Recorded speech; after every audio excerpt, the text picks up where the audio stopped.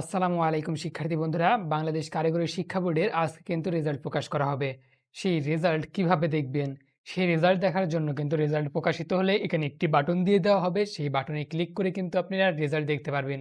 কিন্তু এর জন্য সিকিউরিটি কোড জানা জরুরি। এখন প্রশ্ন হলো, এই সিকিউরিটি কোড অনেকেই হারিয়ে ফেলেছে, মেসেজ ডিলিট করে ফেলেছে। এই সিকিউরিটি কোড কিভাবে পুনরুদ্ধার করবে? চলুন দেখে নেই। দেখার আগে অবশ্যই চ্যানেলটি সাবস্ক্রাইব করে রাখবেন, কেননা এরকম শিক্ষণীয় নিত্য নতুন ভিডিও আমাদের চ্যানেলে নিয়মিত আপলোড হয়।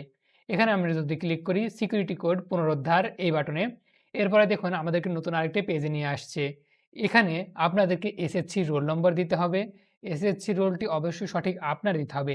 এরপর এসএসসি বোর্ড নম্বরটি নামটি সিলেক্ট করে দিবেন। এরপর পাসিং ইয়ারটি সিলেক্ট করে দিবেন, আপনি যেই সালে পাস করেছেন।